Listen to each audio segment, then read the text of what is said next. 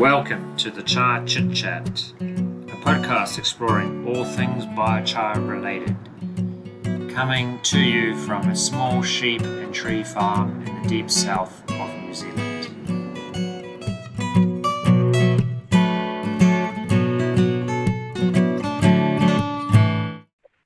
Hi Klaus, thank you very much for joining me for a chat today.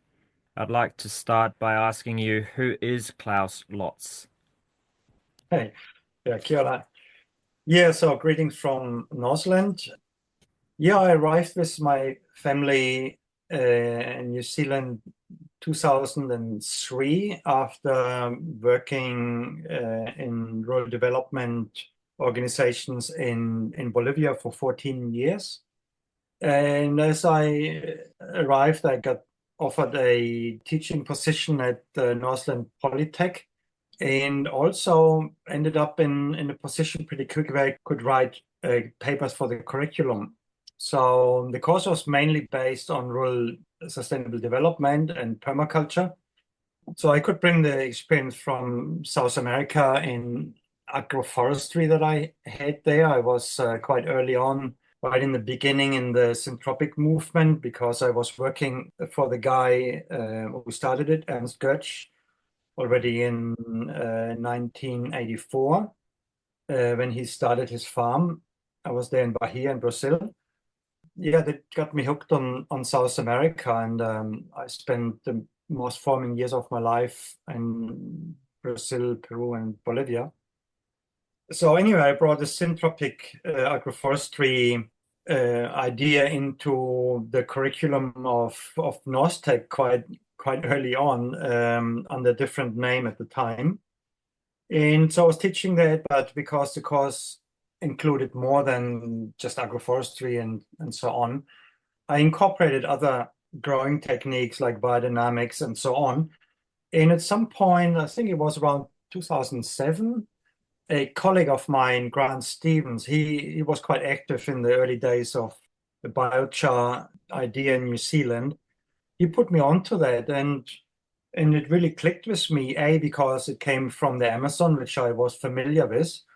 It talked about these lost civilizations, which I actually saw when I was flying over the Amazon basin. I would see through the forest canopy, I could see these raised beds and channels. You could just see reflecting these waterways through the canopy. And I always wondered what that was about and why nobody's talking about that.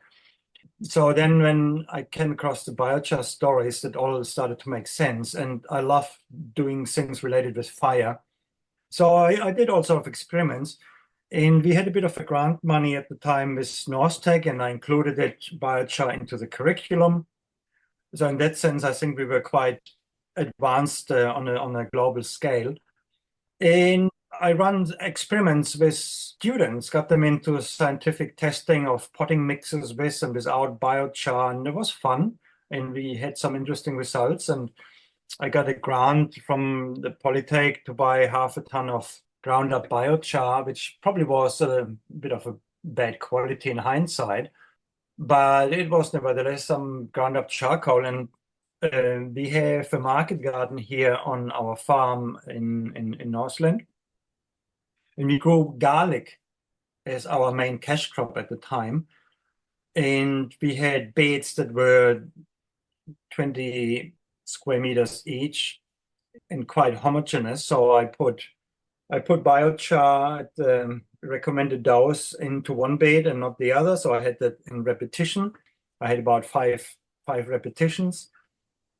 One bed without, next to one with biochar amended, and measured over the next 4 or 5 years the results with the garlic, which was very easy to measure. You just harvest it and put it on the scale, and that's it. Yeah. And so all the treatments were the same, except for the one input of washed out biochar. So there was no ash in the biochar when I put it on, as far as I remember. And for the next 4 years, 5 years, until I stopped measuring it, we had pretty much a consistent advantage of the biochar amended beds, which sort of oscillated between 10 and 15% higher yield of the garlic. So then at some point it was getting too hard for me to carry on with the comparisons. And I wanted to mix growing up, and so I started, forgetting about it. And for me, that was already clear. Yeah, there's an advantage to it. So then I got together with a friend, John Clark, who was equally passionate about making biochar, and he tinkered with all sort of different retorts, the tea Lotz and this and that and whatnot. And as I lost my teaching position at North Tech, the rest of my family, my two children, Josh and Frida, they started having interest in settling back on the farm and helping with developing our own courses as an educational business. And so we run all sort of courses on syntropy, permaculture, design courses. And we did this little module of making biochar, which was a bit small. Then we combined it with biogas production. We had a continuous biogas fermenter in the greenhouse, which worked pretty neatly. So we had that as a day course, making biochar and understanding what biogas is about. So it was one of our courses we offered. So we had all different biochar burners going. And then John got a continuous biochar retort build, which was massive. It was just about small enough to fit on a massive trailer. So it was mobile, and it was like a rectangular funnel and with doors at the bottom. So you could load it up with the fork of a tractor with orchard prunings and so, crank it up, and then once in a while open the doors at the bottom and shovel out the embers, and we would throw them into bathtubs to douse them. And so we did all of those things during courses. And then after a while, we reduced courses, especially during COVID, and then we focused only on syntropy courses, and eventually we settled for just doing online courses because it was at the time hard to run live courses. And that's what we're doing now. We're doing, we have a platform, a paid platform where we offer educational videos and webinars. And that's what we live on and do some produce as well that we still sell. Yeah, that's how we make a living. So yeah, biochar is still part of our life, but not as extreme as it used to be over the time. So anyway, that was sort of our little history over the last 22 years here in New Zealand from the perspective of biochar. Sorry, I might have taken some of your questions out of the way already with that. Yeah, maybe, but you've probably given me a lot of material to question some more. So I will go back to your garlic trial when you said the recommended dose. Do you remember how much it was? It was a 20-liter bucket of ground charcoal per square meter. Okay, 20 liters per square meter. Yeah, and I wrote that in. And it was not treated with urine or anything like that. It was just crushed, empty charcoal from some probably low temperature kiln that was meant for barbecue charcoal. Okay. I think it was pine, if I remember right. Fine. Yeah. And did you apply that just one time in the beginning, or did you apply it each year? No, just one time. Just one time. Okay. Well, I mean, that's still quite an impressive result of 10 to 15% with possibly low grade one-time application. And actually 20 liters per square meter is not really that much. If you think about the top profile of the soil going down to say 30 centimeters, the I think it volume worked of out to that is 5%, if I remember right. yeah, it's quite a low amount. So yeah, it would be interesting with higher quality, with it inoculated and with it more applied to see how much more the yield would go up. Yeah, yeah. So we have a very heavy soil, even though they put it as an alluvial flat. That soil is still derived from clay mudstone, so it's a heavy soil. We have worked a lot of stuff in over the years at the same time or prior to that of some volcanic soil, some scoria, some sand and whatnot. So we really pampered the soil with all sort of inputs. Mhm. Um, but again, that was all the same for each bed. It was just the charcoal that was different to Yeah, those beds. Yeah. yeah. And did you publish that information anywhere, those results? Yeah, probably did through the Polytech or something like that. Yeah. Yeah. Yeah, because you'd be one of the pioneers in New Zealand, I'd say for sure, for people doing actual trials like that. Yeah. Yeah, it was the first trial at the time. Yeah. I remember Don Slater, he did the trial on, I think, mainly earthworm count and something like that. Was that at your place or was that somewhere else? No, that was his place. And I actually bought the charcoal off him. Okay. Yeah, it's cool. You're bringing up more names for me to go and track down and see if I can chat with those people as well. And did you see a visual improvement in the soil where you had put the biochar? Was it noticeable, say, later on when you were prepping it for planting something else? Did you notice the difference in the soil from the char, or was it too small an amount to really No, I notice? think I did notice a slight difference. Yeah. Okay, cool. If a stranger asks you what biochar is, what do you tell them? It's like charcoal with the purpose of being put into the soil, crushed up in order to bring a catalyzer into the growing medium with a very high surface to make certain processes happening and easier and store buffer nutrients and humidity. Hmm. Great. Nice, short and simple. Thank you. What over the time that you've been working with biochar, what would you say is your favorite method of making biochar and why?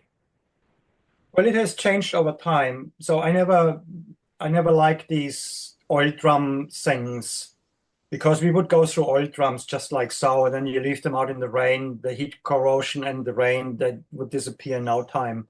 Hmm. And I figured if we ever run out of oil, we run out of oil drums. No, it's a joke. Yeah. But it didn't make sense burning all these drums. And I found it tedious. It was like making really good firewood, which I have trouble to make for ourselves anyway. And then the big funnel that got gifted by John, if someone wants to buy it, we would be happy to sell it because we don't use it anymore. It would be great to do forestry based and so on. But I must say, it gave off such an amazing amount of heat. You could hardly bear standing in front of it. Oh. And we basically would melt shovels getting the embers out of it and whatnot. But yeah, it was possible to make huge amounts of charcoal in very small time because it was continuous. But we decided to procrastinate on that because it was quite a group effort to do that every time. Yeah. And then for a while, my favorite was bathtubs because they are kind of like the Contiki shape, except that you don't have to get it welded up by somebody for a lot of money. Hmm. And because of the long shape, you could put in long logs or bamboo canes and whatnot. And I liked doing that for a while. And then I realized, dang, most of bathtubs actually have lead in them, even the newer ones. So you have all this lead cracking off from the heat and ending up in your biochar. You don't want that. No. So I stopped doing that. And then for a while we did when we made planting holes, we would make fire in planting holes and make the biochar right in the planting hole and then put some urine or whatnot on it to douse it and then smash it up and leave it right in there. And the advantage was that you would also bake the clay on the surface of the planting hole, so you didn't have the sliming effect of the clay when it's wet and becoming like a bucket. So there was that to it, but again, labor intense. It's still a nice way of doing it. Nowadays, to be honest, it's not my highest priority anymore. So I'm adhering to permaculture principles. I don't like these sort of one-trick pony activities. It has to blend in with other actions. So what I do here a lot is boiling up fish waste for chickens. And as I do that outside, I use a kitchen sink where I welded some support around it. It looks a bit like a burning Zimmer frame when it's in action. Hmm. And I have a big pot with the fish waste boiling away on top of it and feed firewood in ideally sort of half rotten logs that I find in the forest because they are already porous. I understand they're the best material for making biochar is wood that's already half rotten. It doesn't smell around the fire. It's not acrid. And then it's easy to crush. You don't even have to put it through chipper often. Hmm. So every time I boil a pot of fish waste, I get a good bucket full of char, and then I wash it and use that ash water on bananas and whatnot. And Mm. then I dry the charcoal, and then I put it through a garden shredder, one of those Viking shredders that are not good for what they're designed for, but they're fantastic for biochar. And then I sift it, and the fine stuff I use for chickens and our goats and cattle to mix with molasses and this and that as a treat and get it spread through them. And I often also throw some bones into the fire, so there's a bit of bone char in there as well. Mm. And the core stuff of it I use in seed raising mixes. So that's what I do for high-end, high-quality biochar because it's clean, there are no nails in it, there are no stones in it. And then when we make bonfires, burning orchard trash and stuff, I make sure that somehow I end up with a lot of biochar for planting holes, and that can be rough and whatever. So yeah, these are the two qualities of biochar that I do. But I mean, to be honest, I don't want to do any extra work for making biochar anymore. That Mhm. big burning passion is a bit over. I have enough other things to do now with grandchildren and whatnot. And for me, the highest priority when it comes to creating topsoil, fertility, and so on is the timely pruning that we have to do for syntropy, which is my highest priority over everything. And I understand that biochar helps for planting trees and this and that, but it's for me not as high a priority as doing the pruning on time, and that's always the biggest challenge, really. Yeah. No, look, that all makes a lot of sense to me, and I really like it when we can get multiple functions out of anything that we do in permaculture. So by cooking up your fish for whatever you're using that for, makes sense if you can also get biochar out of that and get the heat out of it to make use of that with the cooking. And then you've got two different, really unique uses for that biochar. I mean, I think that fits into permaculture perfectly, and yeah, makes a lot of sense to me. Yeah, I ha always have a problem with making biochar in a barrel and not being able to use the heat. So yeah, when we were doing it previously at our last place, we only made the biochar when we were processing poultry, and then we used it to heat up the water to dip the birds into to get the feathers off easier Oh, and yeah, to burn the waste of that, the feathers and stuff. We put that back in and burn it so that that goes back to the soil really quickly. And so we yeah, yeah, also just did it as part of other tasks that made sense. And I think in a yeah. bigger system like yours with Centropic happening, can I ask, do you have animals in that system? Not in the system, no, but the agroforestry is very intimately linked with our little herd of goats because it provides an amazing amount of diverse tree fodder, which the goats thrive on. And that diversity obviously then transcends into the dairy products, the meat that we eat coming out of that, right? And biochar is another thing in the chain, and so is the seaweed, and so is, all of the other stuff that they get. Yeah. Uh, so yeah, that works really well together, but they are not in the food forest, obviously now. Neither will there be chickens in the food forest. It just doesn't work. Domestic animals would be in too high a concentration to make any natural sense in an agroforestry system, unless you would have pasture in between tree rows, like in silvopasture. That could work, but yeah, otherwise no. And yeah, that would be a nice thing to do, but we are not. Okay. How do you get your fertility then from where your goats are back into the agroforestry system? Well, we haven't for a long time because we used to compost all the goat manure and then use it in the market garden. Hmm. We used to be certified with Demeter, so everything had to be composted. And once it was composted, I felt like, oh, the compost is too precious to go into food forest. It has to go into market. But now I'm changing it again. And actually, if it wasn't for the interview today, I would be now on the tractor loading a trailer and putting goat manure directly around our bananas. I haven't done that for 12 years, and it's really overdue now. They need a bit of a feed now. Uh-huh. Yeah. Yeah, but the food forest is good in providing its own needs when it comes to fertility. All we do is seaweed foliar spray as a fertilizer. Okay. But bananas, they do like more than that, really. And banana is next to chamoyas our main crop, and I don't want to lose them just because they don't get what they need, eh? Yeah. Yeah. And so then if you are composting the waste from the livestock, the biochar that you've fed to them will then basically in time will get to those bananas, will get to the agroforestry. It'll just take a bit more time, but that's fine. That's great, I think. Yeah. Cool. Could you give us a brief explanation what syntropic agroforestry or syntropic agriculture is? Because I'm sure that some of the listeners might not really know what it is about. Right. Yeah. So it's similar to permaculture, food foresting with the chop and drop and so on, and with helper trees, except we drive it to an excessive amount of doing exactly that. And so the pruning that we do, especially on the emergent strata, as we call it, like for us, it's flame trees, inga beans, and eucalypts.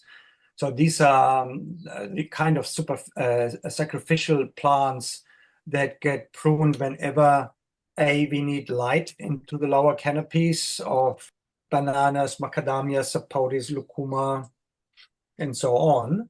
So we prune when we need the light, when they get too dominant. But the main reason why we prune is not in order to get the mulch, which obviously helps. It is a nutrient cycling.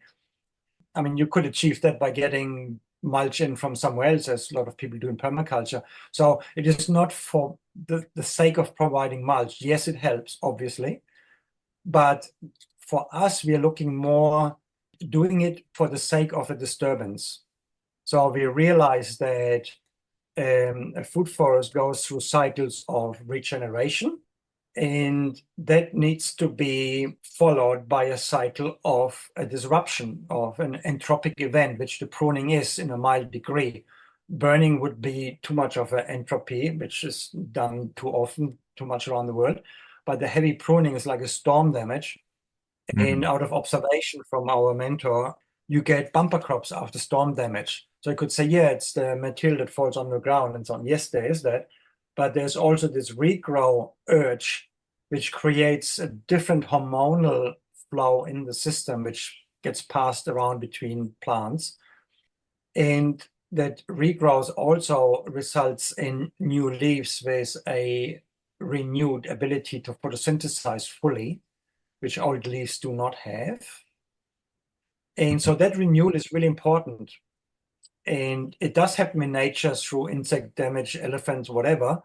But in a natural system, nobody is too concerned about production of food as we are in a human-driven system. So we accentuate it by strategic pruning that is quite brutal. When people look at it, go like, "My God, what are you doing to your trees?" But the regrowth effect is just so contagious, you wouldn't believe it. And it also has this effect, like I compare it to like ice baths after sauna, sort of thing. It triggers an immune system response that makes your plants more resilient against insects and other pest attacks. And in the end, you do get a higher production because you are increasing the sugar production that can then be funneled into the roots, feeding microbes, creating humus below ground. Over the last few years, it was found out that the biggest humus production is actually not from litter fall, which would be the mulch. It is actually from the root exudates feeding microbes and microbes producing humates as a interim sort of food storage that they can go to later if there's nothing else around. They would eat the humus up as energy sources. So microbes, when they have excess sugar, actually are the ones that produce that humus below ground. that is actually more crucial in a system than the humus that you get on the surface from litter fall. And in our climate and on our steep clay slopes, a lot of that humus that's produced in the litter actually runs off as humates into the streams in a heavy rain, whereas the humus that's created at the root tips, say, foot down below the ground, is a very stable humus for us that really creates the topsoil downwards, whereas the litter creates topsoil upwards, which easily gets washed away. Yeah. So for us, that sugar flow into the ground is super important.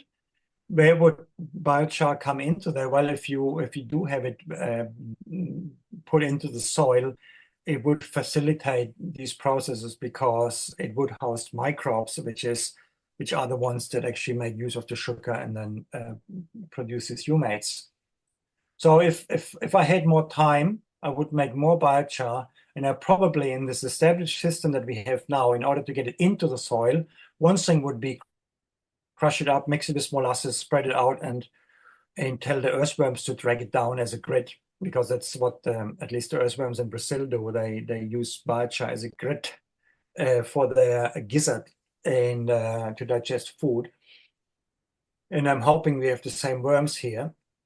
But apart from that, I probably would go around with our electric post hole drill and make holes here and there and fill them up with maybe fish waste and biochar, and have the roots then finding those spots.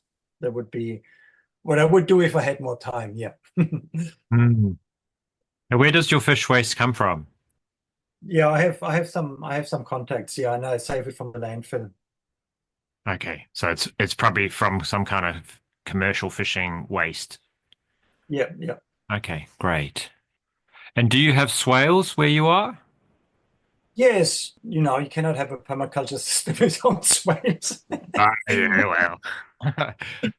But yeah, we made them early on our steep slopes, and to be honest, it kind of was not necessary. Okay. Because when it's raining, we have usually too much rain, and it's an issue with swales. So we actually had a bit of a slip here because we made horizontal swales, which was dumb in our climate and situation. Now we do make diversion swales, so we can actually take water out of the landscape. But if we do need it in summer, there's still enough time for water to penetrate, even so the swale is in a gradient. Okay. So yeah, that's how we use them. It's actually basically pathways that are a bit lower than the rest of the terrace. That's how our swales look like. Yeah. But again, I mean, they might help, but they're not necessary. We have parts of our food forest that never had seen a swale, and they're just as good as any other part. So I wouldn't say it's something that you need to do. Okay. Not in this climate, not in this situation now. All right. I rather plant grass rows to do slowing down of water. It's safer. Yeah. And back to the other question about when you're doing your pruning, you were talking a lot about the nutrient cycling above the soil. Do you believe in that whole thing of where you prune or cut a tree, that the roots are also pruned under the soil? Not so sure about that, because I mean, one of the reasons you prune in conventional orcharding is so you have a stronger root base in order to support a smaller canopy. So that relationship is in favor of supporting bigger fruit and so on. So if the roots would die off, then that effect wouldn't be visible. So there's that. I mean, there might be some of it. I mean, superficial feeder roots, they come and go pretty quick anyway. So yeah, they might be affected by that. To what degree, I'm not sure. I wouldn't necessarily believe in that just because someone in the permaculture world said that. But what I do believe in is that when you do a massive prune, for a moment, there is a sudden stop to the sugar flow going to the root tips, of course, and that does lead, that is proven, to a massive die-off of bacteria. So now the question would be, oh my God, why would you want that? Why you want that is because you shake up the situation that's going, because there are no free nutrients running around much in the soil. But once you have a die-off of bacteria, suddenly these nutrients are available, and they're going to fuel the regrowth of the tree and the neighboring trees of your crops and whatnot. So it sounds bad having a massive bacterial die-off because there's no sugar flow, but they will recover fast because then there's suddenly a few days, weeks later, there is a new sugar flow from the regrowth, which is photosynthesizing more effectively than the old leaves did. And so it bounces back, catching up quickly. But in the meantime, these bacteria dying off will release a lot of nutrients, and not just nutrients, it's nutrients in an organic form that is especially beneficial to the fertility of your soil. Yeah. Yeah, all the metabolites they create and so on and so on. So yeah, it's that swing of bacteria coming and going is effective. Yeah. Okay, great. Yeah, I was kind of wondering if Ernst Gosch had done some of that research about the root die-off specifically. But I realize what you're saying with the bacteria and fungi die-off, that they're often connected to the roots anyhow. I was just wondering if it had been actually fully documented in a more academic way. No, Ernst never did any research on that sort of thing. He just worked by observation because, like, he's the master of daily experimenting in the field from dawn to dusk every day of the week. And he's master of observation. So he would observe these things, but not necessarily attribute them to any theory. And even when I explain these things about the hormone flow and this and that, this would be just way of explaining why that could be so successful. Okay. If it is the case or not, who knows? It's a nice explanation. I like it. Yeah. But some people probably would dispute that, and I don't care because it still doesn't change the observation. Yeah, it doesn't stop it from rebounding like crazy and having a massive amount of growth that you can definitely see and yeah, getting the results of. Yeah. And do you know if Ernst was using biochar at all in his systems? No, he didn't use neither foliar spray nor biochar. No, he's quite a purist, and he thinks that using anything will just distract you from observing what works naturally and what doesn't. So he probably would agree with all of those things help, but because he wants to be really sure that his techniques has the effect and therefore doesn't want to be misled by external inputs that give you an artificial result. I would put it that way. Okay.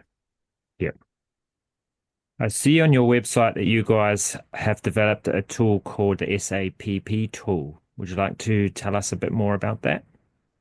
Yeah, so we have on our platform that we run for years some very passionate students, and one of them, a software designer, approached us and said, "Look, I realize for beginners like himself, we need more understanding about plants in a syntropic context, how they work in different strata, how you prune them and propagate them, and so on." And so he suggested that we go into partnership with him and design a software where he actually does the coding and we fill in this information. So we did that, and especially my daughter put a lot of time into that. And I filled it up with the information that I gathered through my whole life with syntropy to make it relevant to permaculture, but especially in the syntropy context, because there was information that was missing in normal plant ID. So we are offering that. It is kind of a learning platform as well. It has its own educational videos and context education, but it is mainly a database of over 600 plants that are useful in all sort of ways in agroforestry systems, and then also a manager tool where you can figure out what plant you need in what context when it comes to strata and life cycle. So it gives you suggestions, you can juggle around with them. And it is very user-friendly, much more useful than a lot of other free plant databases that you get that just confuse you with either too much information or the way they're structured. So I wished I had that tool, at least when I came to New Zealand. It would have helped me tremendously. But I'm happy that it will help all these new forestry enthusiasts around the world that we're in contact with, especially through Syntropy, to actually fast track their selection of plants and how to manage them in the system, which is what it's all about, is the management side of things. Okay. I'm in the cool temperate part of New Zealand. Will this tool work for me? Oh yeah. It works from tropical Arctic highlands to the humid tropics and everything in between, deserts and wetlands and whatnot. It is about any site you can think of having and finding the right plants to do the right thing for you in order to turn it over to its highest potential. That's what it is aiming at. Using the right plants to bring the soil to its highest potential. Okay. So if I've got a grass paddock that was grazed with sheep and I want to do a syntropic system, can you explain or describe how I would go about using the tool from a real blank canvas? Well, first of all, what you would do is you would go around and looking at lesser grazed areas in your neighborhood and see what plants become dominant there. Hmm. And then identify them and then look at our planner and see if we talk about these plants and their role and how to manage them. And then you could start with something like that. Or you look at the family that these plants belong to and then use our managing tool to see if you find something that would fulfill a similar role, but maybe is a bit less hated by your neighbors. And then you might use that in a very strategic and consistent way to take your paddocks into a more forest-like situation. And these processes, I mean, even in your climate, shouldn't take more than 3 years, and you should see tremendous changes in your topsoil. If not, then you probably haven't used the right plants. It is amazing once you have figured the right species for your situation, and you go to town with those without hesitation and do the right timely management on them. Then the changes that you see are just they knock you over. It's like miracles in front of your eyes happening. Yeah. No, I'm very keen to give it a go soon. Would you recommend doing it with plants that I grow myself in some kind of nursery or that I buy, or from doing it completely by seeds? Yeah, it depends what plants you use and your situation, how dominant the grass is. I'd say ideally you find a plant that works from stakes, like as I mentioned earlier to you, probably poplars and willows would be a good one for you. Yes. And then you try to find a good sunflower for your situation. It could be, say, for instance, a Jerusalem artichoke. Yes. And then go to town with those species. And once they are established and start driving the grass out, then in the meantime, you go around and any seed you come across that is quite sizable, so it can actually establish in a shade. And again, that's one of those functions that we have in our filters, is what establishes in a shady situation. Then you direct seed those other trees, be that from acorns or loquat seeds or whatever works in your area still, chestnuts, walnuts, whatever. You are ideally direct seed them in there because it's cheap and easy. Yeah. And once you've got out of your grass, which shouldn't take more than a year, then these trees will establish nicely in your existing jungle of Jerusalem artichokes and willows and whatnot. And then over time, you will phase these first species out and you will end up with a food forest, basically. Yeah. Yeah, because I've grown some chestnuts, walnuts, and oaks already, but I'm apprehensive about going and planting them out in a big paddock because the grass competition's very intense. Plus, they're going to get the full sun next summer. So, having a support species already there to give it a little bit of shade, a little bit of wind protection, and so on, I quite like that idea. Yeah, and then, I mean, you want to get rid of grasses, but then some grasses are pretty useful as well, but you keep them in certain rows and you want these sort of upright bunching grasses. So you would want to go for these old type of cocksfoot that are more upright growing rather than the low growing varieties. But you have it in rows to make the management easier, and that gives you the same effect as a swale if it's on contour. You filter out the runoff and stop erosion and whatnot, Yeah. or miscanthus grasses, whatever. But with the idea that, say, after years 3, 4, 5, some of those taller grasses like miscanthus, they would get phased out because they're getting shaded. You don't want to carry them through for too long. Whereas the cocksfoot possibly can stay in indefinitely. So Okay. grasses is always a good one to have still as an element, but you don't want these sort of paddock grasses, especially if you have couch grass, you wouldn't want that. Yeah. Okay. No, we don't seem to have so much cooch, but yeah, we do have others that are quite vigorous. But I do know what you mean about the clumping. There's definitely some clumping ones around, and we were just planting out some harakiki, and I was kind of going in the middle of two clumps so that I got a little bit of wind protection for Mm. for planting them, and yeah, that seems to work because they're huge, huge big bunches. I wouldn't want to actually dig them out; they're too big. Yeah, harakeke is an interesting one. I only just recently put it into our planner. We have it throughout our agroforestry system here and there. I'm not sure if it is such a great companion. We're both experimenting with it further. It certainly has its place somewhere. Yeah, and it's an interesting one. Definitely should be considered. Yeah, I mean, I don't know how it handles a lot of shade, but I think as an edge plant that would be on the north side of a system, I think it would work quite well on the edge.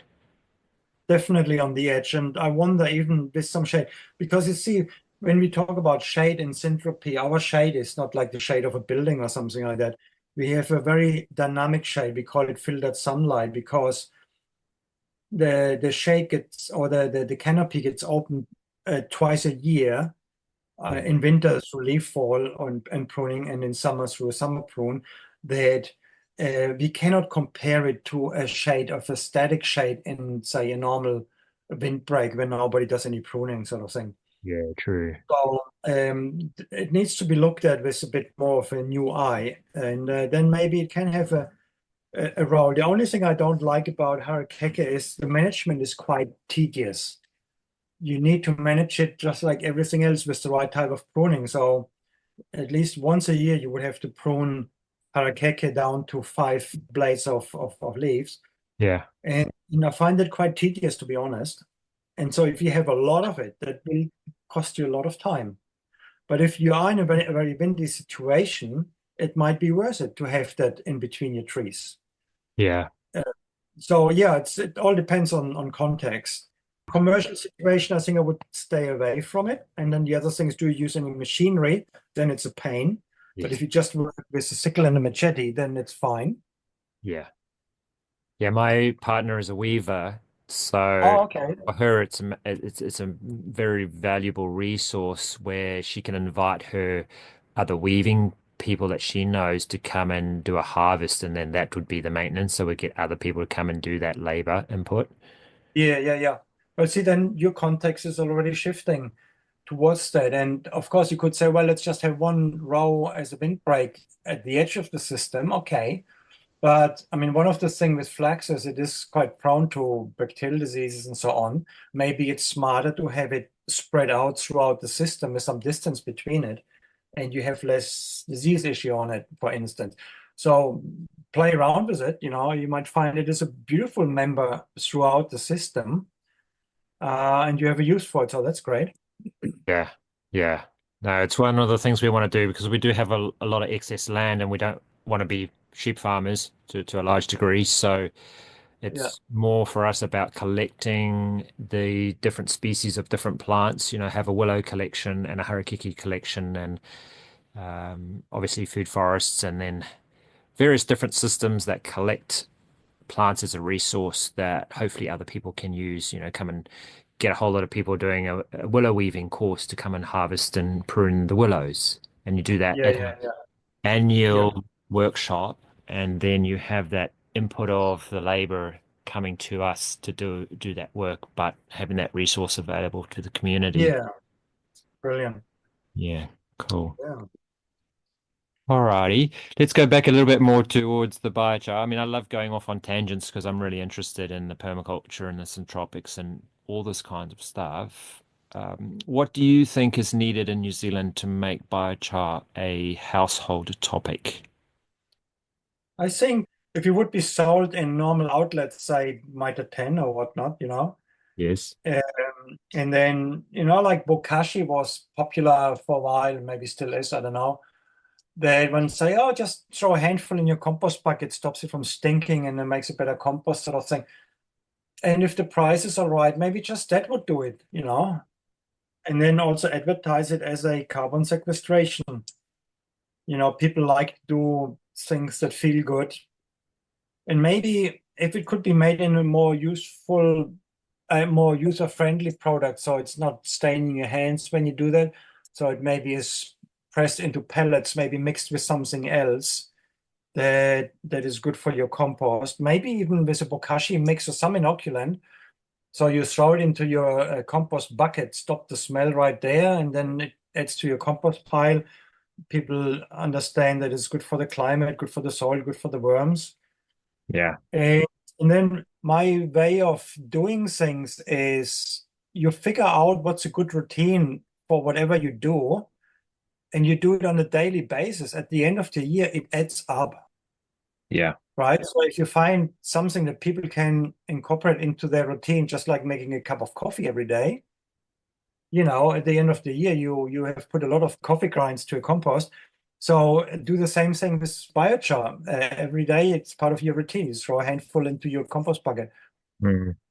And if so many people do it, it adds up to a lot. And you could market, say, that's made out of forestry trash that otherwise would clog our river, sort of thing. So there's another one to take off. Yeah. So I think it's just a PR campaign that it needs, and a user-friendly product that doesn't dust and stain your hands and things like that, because people are not all like you and me. Yeah. Yeah. All right. Is there any other things you'd like to talk about today that you haven't been able to dig out of you with my questions? What I would like to do still Mhm. is my favorite way of making biochar is I would like to get into making wood vinegar, or more specifically bamboo vinegar. Again, to add another function to the biochar process, even so it would be a different way of doing it, would be a dry distillation. But I'm really keen on using wood vinegar in foliar sprays as well. Apparently, that's quite of a kind of a miracle tonic. Yes. So I would love to do that still, and I haven't got myself to do that yet, even though I have all the material for it. But that would be my next experiment, would be the dry distilling of bamboo to make both high quality biochar and get some wood vinegar or bamboo vinegar. Okay. I'd be really interested to know and see how you do that. So please document that somewhere when you do it. You can get wood vinegar from the company in Southland that's now making biochar commercially. Yeah, they have a big continuous machine and it puts out wood vinegar. They also call it smoke condensate. So it's got a condenser on it Yep. that's condensing it, and then they're bottling that up and selling it. You can buy a liter or 20 liters. I want to do it. Yeah, I want to do it. It's on my Right. bucket list for sure. Cool. No, I look forward to it. Yeah. Some things that I didn't realize for quite a while down the line, like, okay, you want microbes to take up residence in your biochar. Well, if you don't wash your biochar and get the ash out, it's too caustic for microbes to live in there for quite a while. I didn't realize that for quite a, only a couple of years ago, I switched onto that. And so, of course, you have to do that. I did wash it for the animals, so I wouldn't disturb the rumen pH. But I never considered it for planting holes and this and that. And yeah, of course, it will take a few years until that alkalinity is washed out. So yeah, we still want the ash, but not in the charcoal. So instead, and then the other thing I puzzled over, and maybe you can fill that blank. Years ago, I kept up reading about what Hans-Peter, I think Schmidt is his name, huh? Yes. Said about doping the biochar with nitrogen, organic nitrogen, is very important when it is hot. So you either have to get urine over it, or you have urea in the dowsing water in order to coat the surface of the biochar to make it into some different type of surface. Yes. So I did that religiously for a while, but then suddenly I can't find anything about that anymore. So was that not the case? Did it prove not to be true in the end? Or is it just assumed that's what everybody does now and it's the way to do it? So maybe if the biochar initiative could. Yeah. All right. When you say washing it, how many cycles of putting water through it would you do? Because I mean, I douse mine with water always to put it out, and I kind of think I've washed out quite a lot of the ash then, but would you say you need to put water through it multiple times? Definitely. So when I make it in the sink, I douse it with water, and then I have a net bag that I put into a bucket and shovel it into that net bag in the bucket. And Uh-huh. then I take that and I take it to a bigger drum and I suspend it in there and shake it around and have all the fine stuff and the ash mainly coming out of it. And then I take it into another drum with more water and give it another flush. And it still makes the water totally gray, which I imagine is alkaline material. And I don't want that. And I want the pores to be clean. They have to be open in order to let microbes in, and they have to be neutral. I think if I would want to perfect it even further, I probably would hang it into a mild solution of molasses water in order to bring in some nutrients into the pores before I feed it to the animals or put it into potting mixes or whatever. Okay, well, you're definitely the first person that actually has raised this issue for me personally. So I'm actually very curious now. I'm going to go and do a little bit more research myself because I've always just extinguished it one time with water and then I charge it with nutrient and with the biology. But I've been putting it into the soil hoping that it is alkaline because my soil has normally always been quite acidic. And so I've, actually using it as a way to balance the pH in the soil.